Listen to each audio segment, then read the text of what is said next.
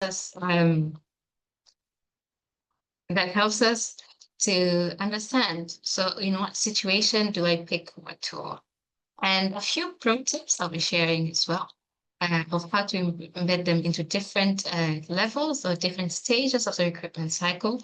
And we'll be looking as well at how to reduce bias and improve fairness in psychometric assessments before I give you some real world takeaways, as in what you can start implementing now, what you can stop implementing now, and what you can continue implementing now in terms of better recruitment, better hiring, and also in using psychometrics in that entire process. So without further ado, we'll just get right into it. And so just to set the stage for the rest of the conversation, when we talk about psychometrics, this psychometrics in general, it's the science of measuring psychological attributes, so cognitive ability, personality traits, a person's values, a person's motivations, and we do this using structured tools and structured assessments. So psychometrics gives us a very structured way to understand how people think, how they behave, and how they perform.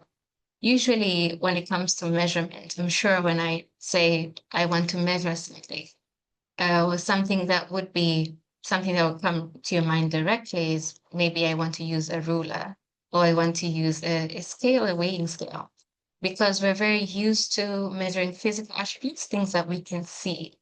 But psychometrics help us measure the intangible psychological attributes that really differentiate people.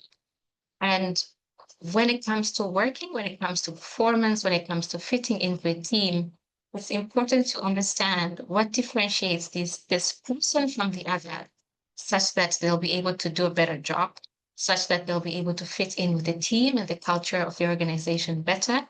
And psychometrics is a way to then uncover these differences objectively and be able to make informed decisions based on the results of these psychometrics. So some examples where I would say the types of psychometrics include the aptitude tests. So these are cognitive ability tests. Could be anything from a very formal IQ test to some numerical and problem-solving type of assessments that people do online or sometimes on paper. It could be personality assessments. So personality assessments, these are assessments that look at the individual differences in personality between one person and another. And I'm sure we have perhaps encountered a few. We have the typical type personality assessments that would quantify or would express this difference between people by grouping them into different types. And we have personality assessment that are more trait assessment. And so they look at people's personality or our personality as constructs that are complicated and complex, and people can have different variations of different traits. And so these also are examples of psychometric assessments. And we have competency assessments. Competency assessments are assessments that contain a combination, so they can target specific skills or specific knowledge or specific abilities. And so these are combinations.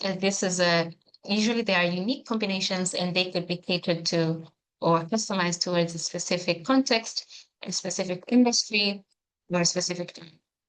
And the differentiating quality of psychometrics is that they are standardized. And so they're able to give very objective feedback or very objective insight to support people-related decisions. So in this case, of course, we're talking about hiring. And when we want to get standard, high-quality, objective information about who to hire, who not to hire, what differentiates our different choices we have, then psychometrics is a method to consider. So I was first mentioned and was just discussing that psychometrics have the advantage of being very standardized and high quality and objective. And I'm going to also discuss why else or what or further clarify in the hiring process specifically what are the advantages? What is the value add of using psychometric tools? So, first of all, there's an improvement in the hiring decisions because the standard way of hiring, we would have people who submit, applicants submit CVs, and then later on, after those CVs have been sifted through either by a software or by individuals, then people who have met the criteria or are seen as fit will be invited over for interviews. And the thing about interviews is there are so many decision makers in that room. What I mean is there are, of course, the questions, and there would be a standard rating system that everybody's using to rate the applicants, the interviewees' answers. But there's also other decision makers in terms of biases that people have. A common bias that people tend to have is called the like me bias, whereby they would be looking favorably on people who are like them. So this could mean, especially in Austin, I'm very good at this office, this could mean a lot of things. This could mean somebody, for example, from the same tribe as the interviewer. This could mean somebody that is in the same situation. So, for example, I am a young woman, and if I'm interviewing a young woman as well for a role, I might be thinking, I was in that position not too long ago. And so I might be taking some type of looking favorably and wanting to help them because I was there and I'm feeling some type of empathy. And so there's a lot of decision makers in the interviewing situation. And we have to be able to be more objective, to be more standardized in when we make decisions about who to hire and who not to hire. But also because of their standardization, they are a tool that enhance fairness of hiring processes. And actually people who are taking psychometric assessments as part of a hiring process have reported, research has shown that they have reported that they also have faith in the process because it is standardized and everybody gets to the same experience or the same assessment in order to get to the next stage. But also, for us HR personnel, it creates a very clear audit trail that if you need to revise, if you need to look at how you get to hiring a certain person, how you get to a certain stage, then you have all this information that you were using from the beginning of the recruitment cycle, from the beginning of the hiring cycle to where you got to that position or that stage or that decision on who to hire. And so this is useful in cases, for example, where upper management is soliciting information about choices that we make, people who are hired, but also it's good in terms of learning from the process. So if we're to reflect, if something works very well and we end up getting a very good hire, it's useful to go back and see what was the assessment that was used, what was the cutoff points, and how did people sift through the different stages up until the final choice was made, and you can replicate it essentially. So you have something that you now has proven that works well. And even if it doesn't, then it's something that you can go back and track and see where did we go wrong, where did most groups follow, for example, and you can correct that. So psychometrics can uncover all these hidden qualities. So what I mean when I say hidden qualities are these things that we can't see by the naked eye. What's a person likely to do in a situation that we might not think to ask in an interview. Of course, given the nature of interviews as well, it's a limited time that we have the interviewee with us in that room. And perhaps we don't have enough time to ask questions about all the possible ways they could react to the possible scenarios or issues that arise in the workplace. And it might not even be possible to think of those scenarios at that point in time.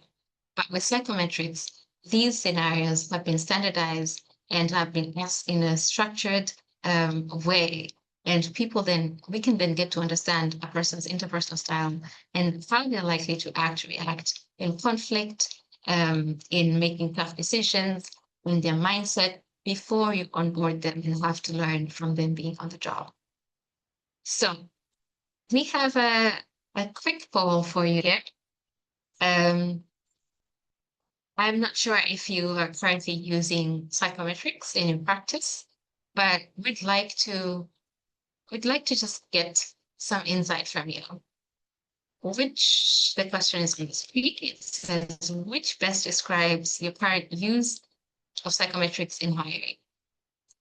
So if you use it, is it fully integrated? Is it something you use perhaps at all stages of your hiring process? Is it something you use occasionally? Is it rarely or never? Or are you not sure? You're not very sure. Okay, so occasionally we have some replies. Occasionally. Okay. Okay, so we have used this occasionally. And so I think then, and some have fully integrated. I'll just share these results. So I have 50% of the audience today have shared that they have fully integrated psychometrics in hiring. So I'm hoping that this is useful for you. Then you're learning more about psychometrics, but also you are perhaps just being reminded of the value that they bring. And for some of us who've used it occasionally, I hope it's also useful for you. Then you're learning some foundations of psychometrics and ways you can further fully integrate psychometrics in your hiring process. So,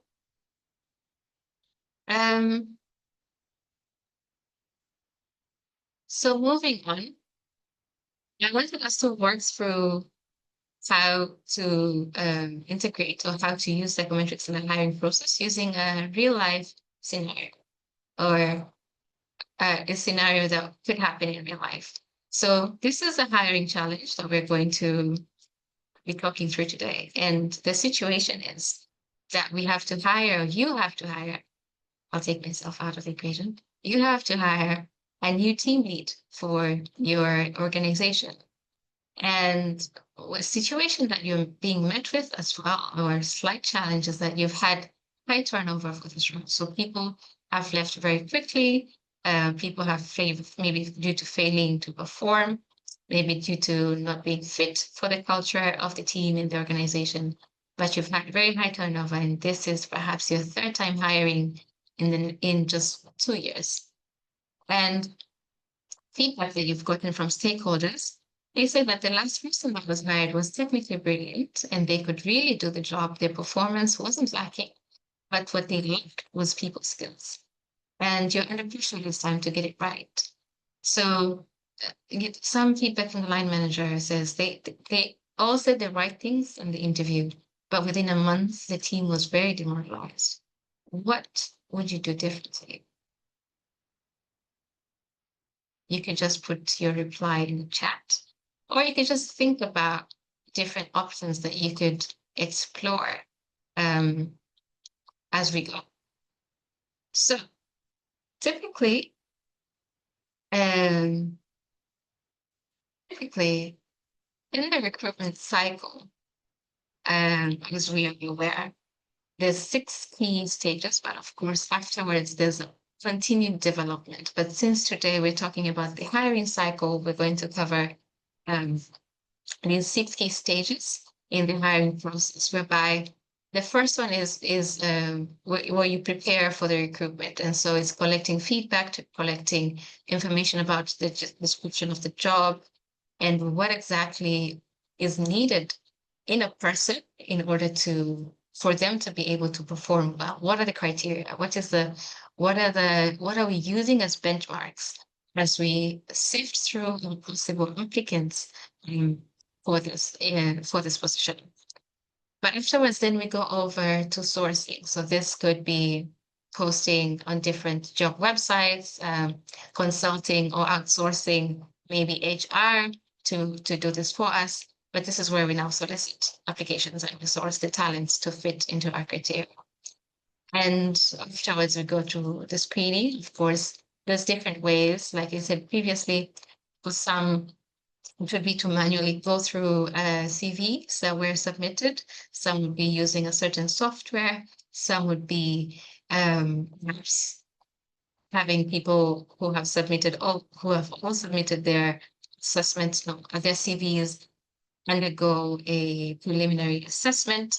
And after we have screened enough to get to the final choices is where we're able now to select. First, we sift out, as in we take out a big group, usually, of people who do not meet the criteria. And then from there, they go into a second level of assessment or recruitment screening. And ultimately, we're able to select a person to fit in that role before we hire in on. So if this is a typical recruitment cycle, and you have followed it with the previous, we're going with the same scenario about hiring a new team lead. So you have previously done all that was required. You have a job description.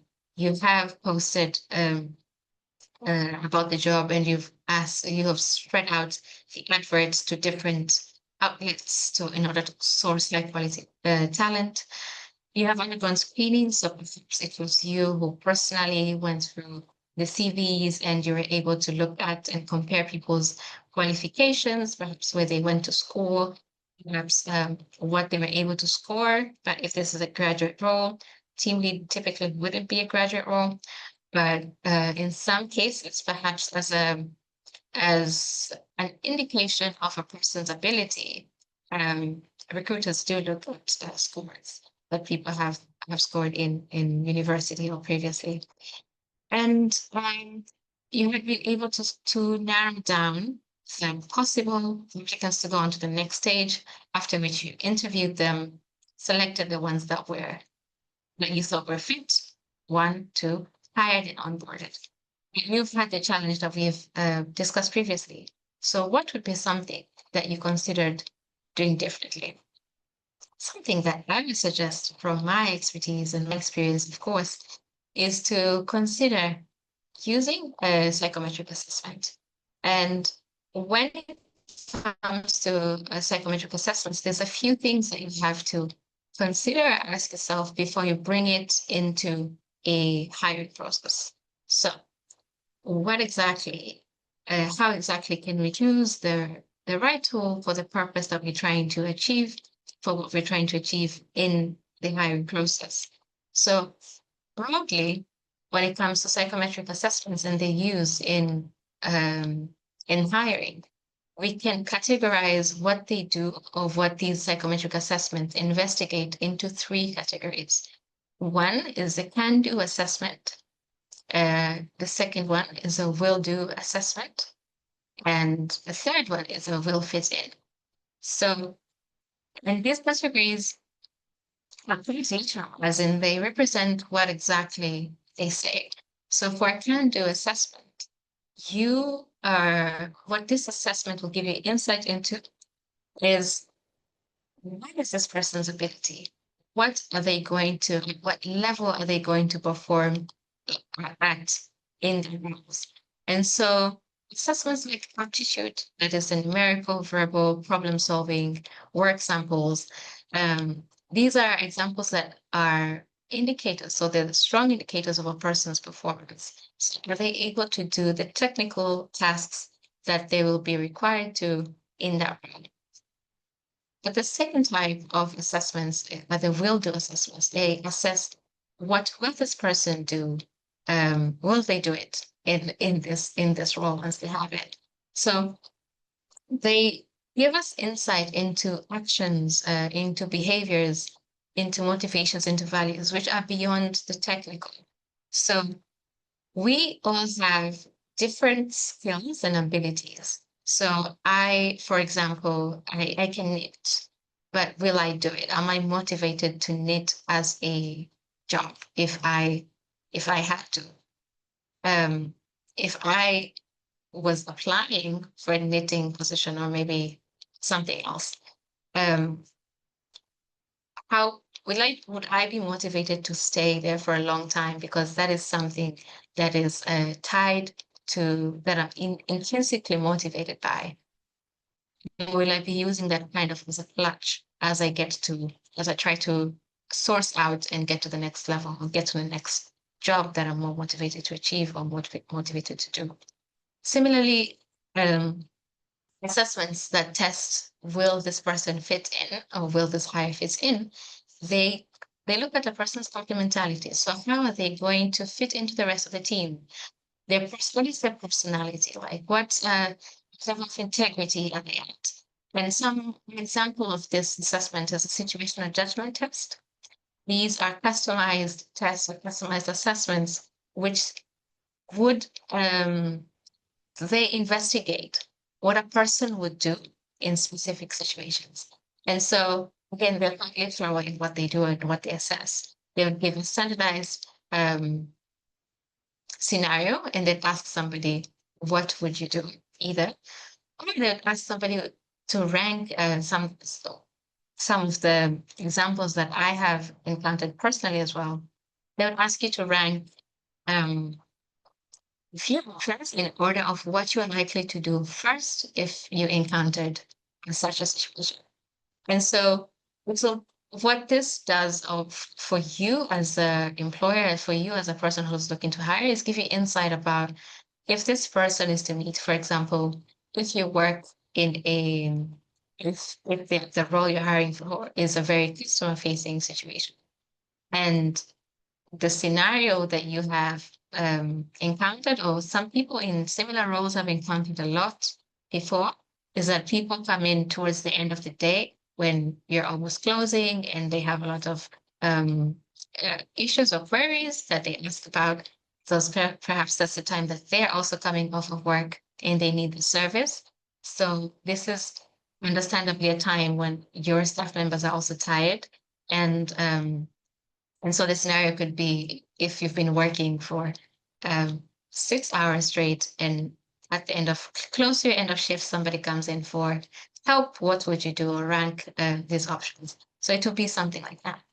So you have to then answer a few questions. Of course, the psychometric tool, the psychometric assessment that you pick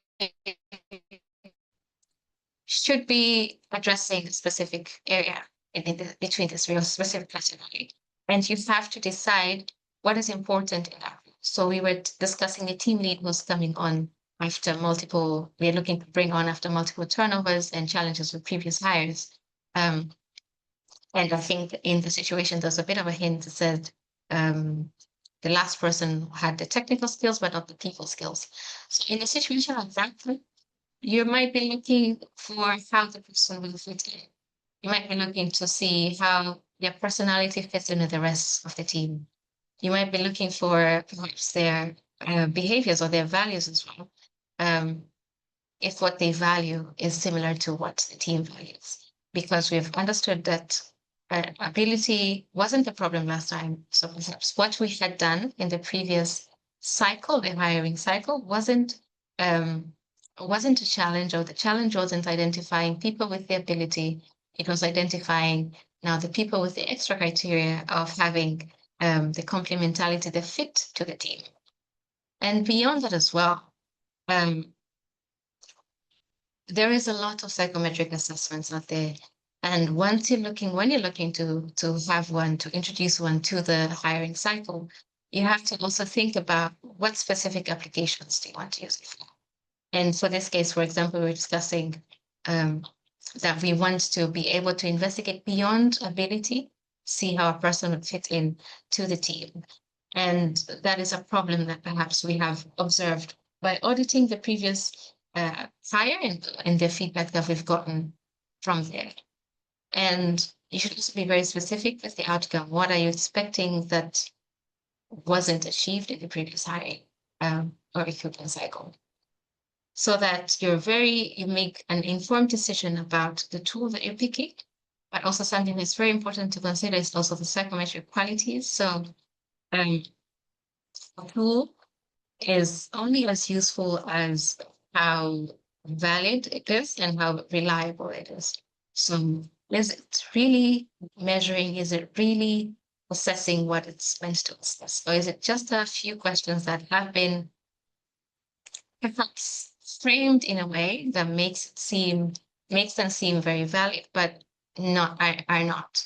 And so usually when people publish tests, they have test manuals that include this information about psychometric properties, and a high validity, high reliability tool is one that would yield you the result that you're looking for.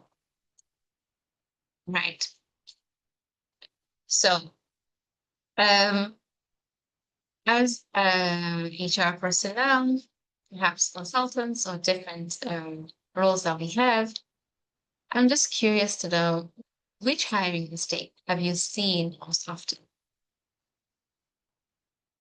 So there's a poll on your screen. If you could take a few seconds to just read and reply.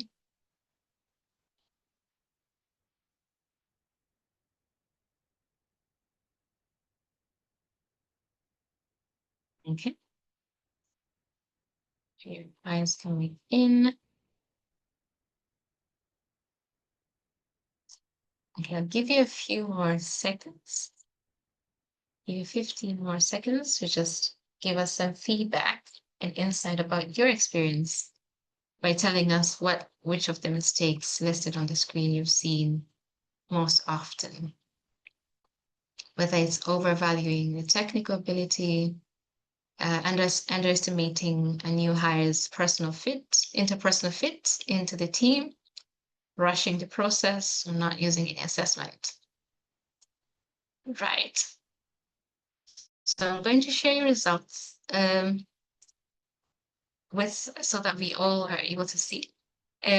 So we have shared that most of the people who have voted shared that the underestimating of interpersonal fit is the hiring mistake that they've seen most often. And this can be quite a problem because as much as you're able to perform well, the ability is good and you're able to perform well in relation to technical tasks, you have to work with a team of people. And once when we work in a team, when we work with other people, then we have to make sure that what we're doing is all together contributing towards the goals of the team and the organization.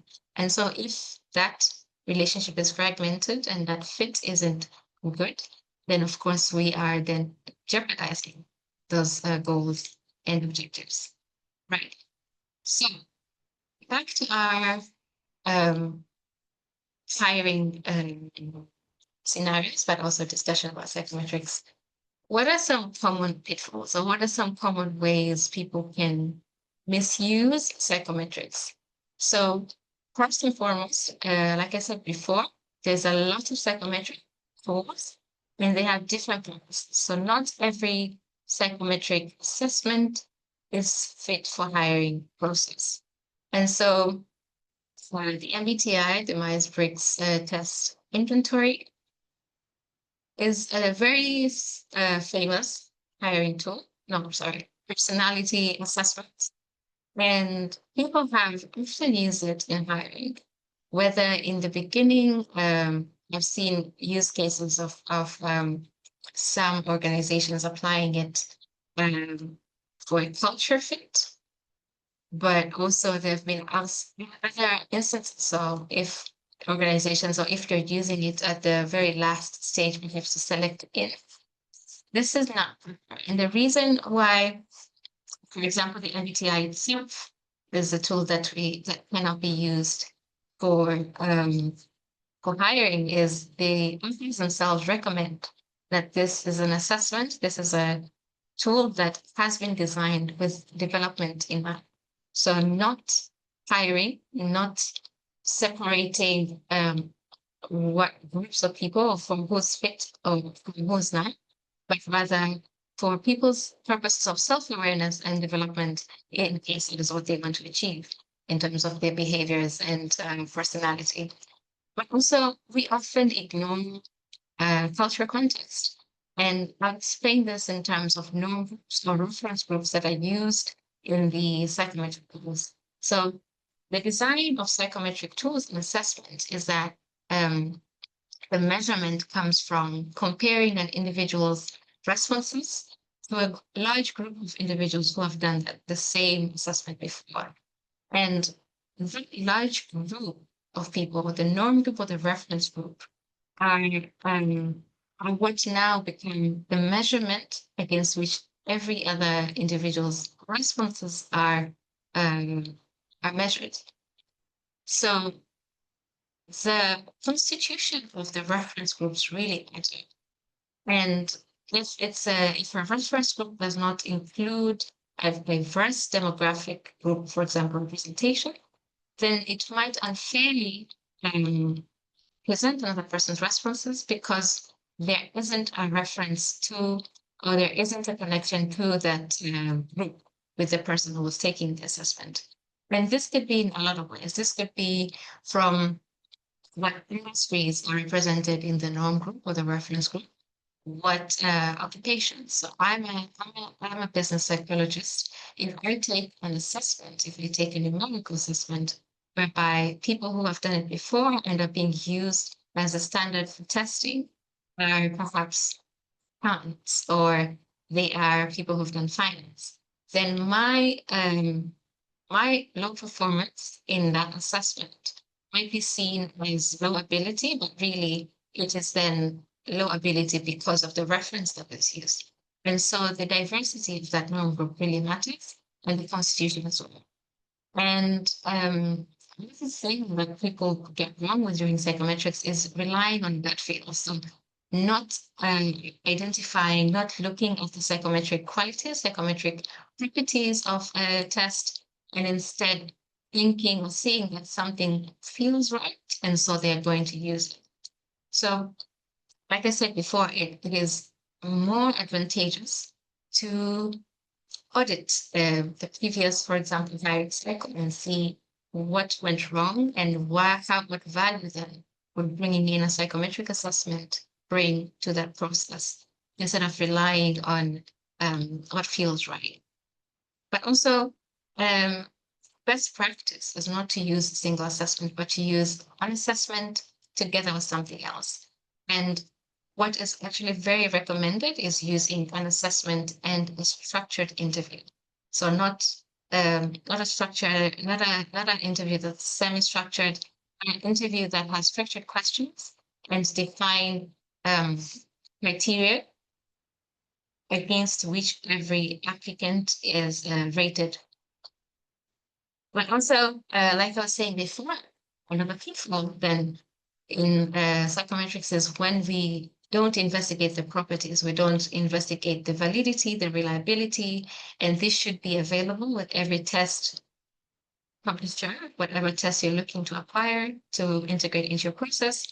You can ask the friend, what is the validity? Can you give me the details about the psychometric properties of this assessment? And they should provide it to you so that you're able to understand whether that assessment one measures what it's supposed to measure. So if it's performance, does it really address performance and to what level? If it's personality, similarly, does it really address personality and to what level? And has it reliably produced the same results for the same individuals across different times, across different situations as well? Right. So for example, if we go back, just to further elaborate, if we go back to our example where we're trying to hire a team lead, and perhaps the last one was hired using an MBTI, a personality assessment, and they were very charming in the interviews, but afterwards they lacked the resilience. It's because as well, sometimes with using a personality assessment that is very wide, that would tell you, for example, you have high extroversion, right? Or perhaps if it was, yes, so let's go with high extroversion. And they're not very specific, as in they haven't been broken down into the traits or competencies. Then this high extroversion could mean other things. It could mean being impulsive and speaking out of turn. It could mean social confidence and being that voice when people need it. It could mean warmth towards others and being very approachable and easy to work with. And so, depending on what is the exact trait you need, having an assessment that will give you only a wide range, high level results might not be very helpful. Right. So, I also, we also now face potentially bias and adverse impact in using psychometric assessments. And one of the ways to tackle this is one, of course, to combine the assessments, like I said before, use an assessment perhaps in the earlier stages of sifting. Perhaps you could introduce a numerical, verbal, just to see that whoever comes onto the next stage to make sure that they are able to perform the technical role. And from there, then you can use something else that is also structured and standardized, like a structured interview, and not something that's just kind of like instinctual. But also it'd be useful to track group outcomes.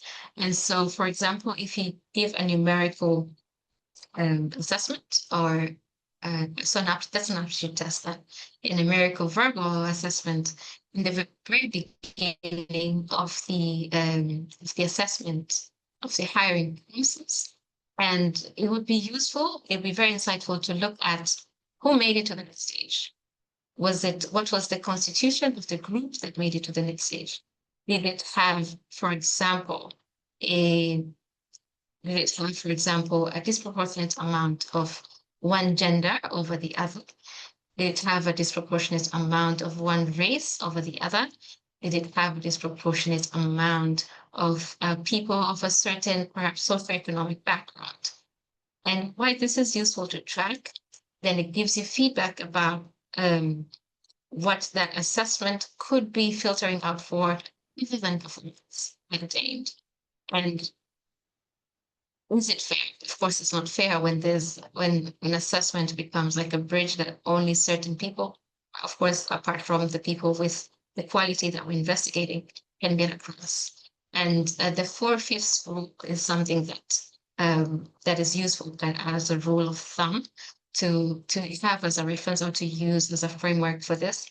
If 4/5 of a certain group, whether it's gender, whether it's race, whether it's socioeconomic status, have been filtered out using a certain stage, especially in the earlier sifting stages, then that gives you an indication that that assessment is causing adverse impact.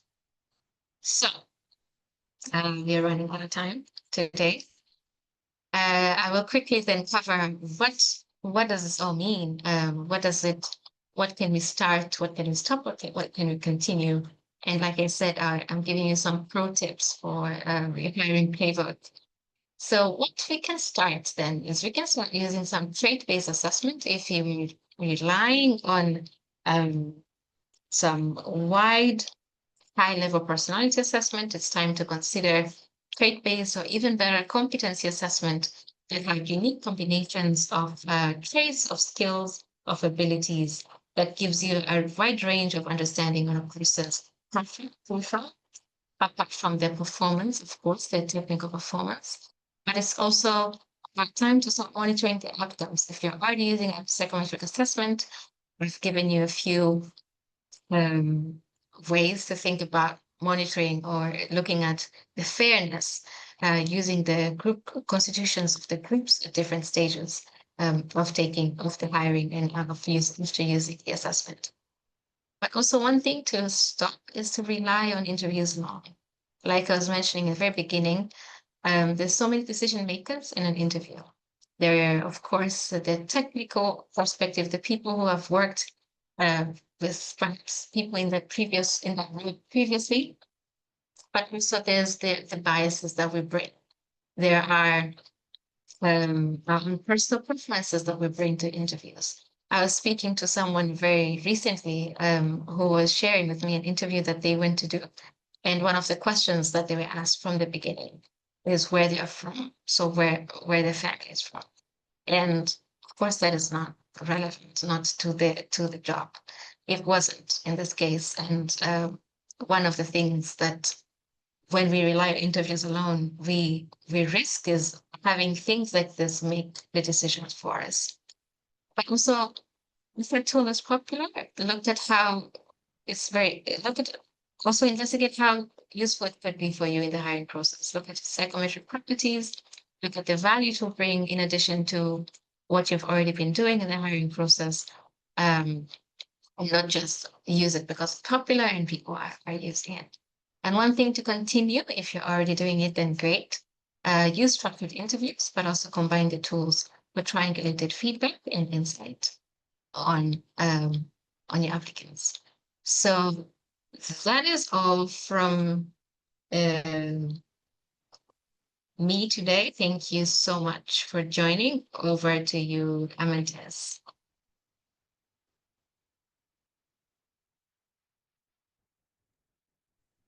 Thank you very much, Shireen. That was exciting and insightful as always.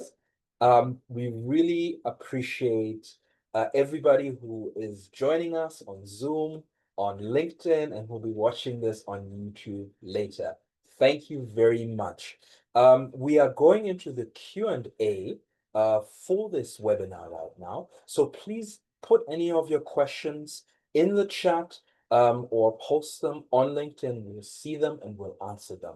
But before we get into this, please do us a favor and give us some feedback about this webinar. You can scan the QR code on the screen, and I've also posted a link in the Zoom chat for those of us who've joined us on Zoom, and give us feedback. Tell us your thoughts and how we can make webinars like this for people like you. We'd be really grateful. You'd be doing us a favor. Thank you very much. The QR code is on the screen. You can scan it. And while we go through the Q&A, it will take you a minute or two to fill out this feedback form. We love to hear from you. We want to make this better for you. I've also posted in the chat for your convenience. So we'll give that a second. Please do this. This really helps us improve the quality of these webinars. And yes, let's get into the Q&A. So, does anybody have any questions so far? Let's see. I have some questions that have been submitted to me directly. If you have any questions, please feel free to put them in the chat or to post them on our LinkedIn, where we are live streaming this right now. So one question that has come in: how do we ensure that psychometric tools are culturally fair, especially in a diverse African context? Good question, Doreen. How do we do that? Right. So fairness, there's a few ways to look at fairness. And I shared that in the previous slide, but I don't mind repeating, of course, as we of course can look at how these assessments that we're using, any of the psychometric tools that we're using, how they are filtering out people of certain qualities or backgrounds. So whether it's socio-economic groups, whether it's gender, whether it's race. But in terms of the diverse African context, I think there's an added layer of fairness, there's an added layer to the use of psychometric assessment. And that is the fact that most of these assessments have been developed in contexts that are different from ours. And so Western markets have dominated the psychometric test market for sure, and so what comes out of that is sometimes the cultural representations, the values, and things that are essentially assessed in psychometric assessment, things like competencies, traits, personality, might be interpreted differently in that context as compared to the African context. And so something that we're doing at Zanga African Metrics with our own leadership assessment is making sure that we have accounted for that, we have looked at the cultural backgrounds and the cultural values that people bring with them when they lead, and make sure that that is built into the fabric of the assessment, that is reflected in what we're asking, in what we're measuring, in what we're quantifying. And so that is something to consider. So it's not just the translation. It goes beyond the translating of tools from English or another language to the local tool. It's also how the tool itself was designed, how it was developed, what constitutes the reference groups as well. And so those are the layers I think there are to considering when you're picking an assessment, a psychometric tool for the African context. Thank you. Thank you very much, Julie. That is very clear. We have some more questions. If you have any questions, feel free to put it in the chat or to post it on LinkedIn. We'll be checking and we will answer what you ask. The next question that has been sent in is it legal or ethical to reject a candidate based on psychometric test results alone? That one is very, very interesting. What do you think? I think that is a very interesting question. I think, I think, like I was saying previously, it's not recommended good practice to use psychometric tests alone when we make a decision. But it's in terms of efficiency, cost cutting, people, I mean, of course, there's two levels to it. If now that I think about it, when you submit a CV, right, and it's screened, and then at that stage, people, of course, are rejected for example, not meeting the minimum criteria, and the next group goes on to the psychometric assessment. Perhaps it's an aptitude test or something. Then we can't say that the people at the second stage were rejected based on the psychometric test alone, which was both the CV and the psychometric test. But in terms of to answer the question more directly now, it's best practice to use psychometric assessments in conjunction with something else and triangulate these results. Because something else that we are aware of as business psychologists, as psychometricians, is that there are so many factors that affect a person's performance when it comes to psychometric tests. There's test taking anxiety when it comes to aptitude tests, but also some people even face that when I'm faced with taking even situational judgment or personality assessments. And so it's good to take those results, of course, the standardized results, and other information from another source, whether it's the structured interviews or something else, or work sample, and consider these things in conjunction in order to make a more informed decision. Thank you very much. We are on the hour, but I have one last question that has been submitted that I'd like to cover. And this one is very interesting as well, and a very good question. Thank you for asking. So, how do we convince senior leadership to invest in psychometric tools when they prefer gut instincts? I think that's a question a lot of practitioners may have. I'm a big advocate for data-driven decision making, and so I would show them the data. It's a very powerful way of, I think, of winning people over when convincing them. So, and this is why I was mentioning maintaining an audit trail.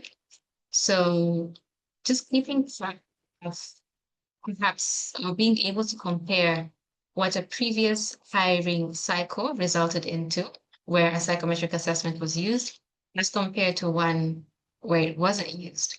And of course, you look at the quality of the output. So for example, what has been the performance of the hires or if the people who've been hired using a process that had psychometric assessments and tools embedded in them, as opposed to those who were hired on that feeling. And it might take, of course, it might take a few years even to build on this data. But if you're trying to strategically introduce psychometric assessment solution that is embedded in the different processes of the organization. And this might not just be hiring, it's also very useful for career development, it's useful for professional development. Then I would go with a data-driven decision-making type of approach. And sometimes could even find this information somewhere else, as in from other organizations who have perhaps learned this themselves, or you could do it yourself from what you have observed in that organization or even from previous roles. So that's how I would approach that. Yeah. Thank you very much, Doreen. That was Thank you. great. We are past the hour. This is the end of our webinar. We want to thank everybody who's joined us, both live on Zoom, who's streaming this on LinkedIn, and who'll be watching this on YouTube after the fact. Thank you so much. We appreciate you, and we hope today's webinar was of interest and valuable to you. This is Zanga Psychometrics. I'm Anadolu Smith-Smiley, the head of marketing at Zanga Psychometrics, and it was presented by my wonderful colleague Doreen, who is our research and development lead. Please don't forget to follow us on LinkedIn if you haven't followed us already, and join our mailing list. Inbox us on LinkedIn. Click on the registration links that we sent out in some of the posts we make for these webinars, so you never miss a webinar and you will always get all the information on time. We appreciate you. Thank you for taking the time, and we wish you a wonderful Thursday evening or afternoon, wherever and whenever you are. God bless. Have a wonderful day. Goodbye. Goodbye. Thank you so much, everyone.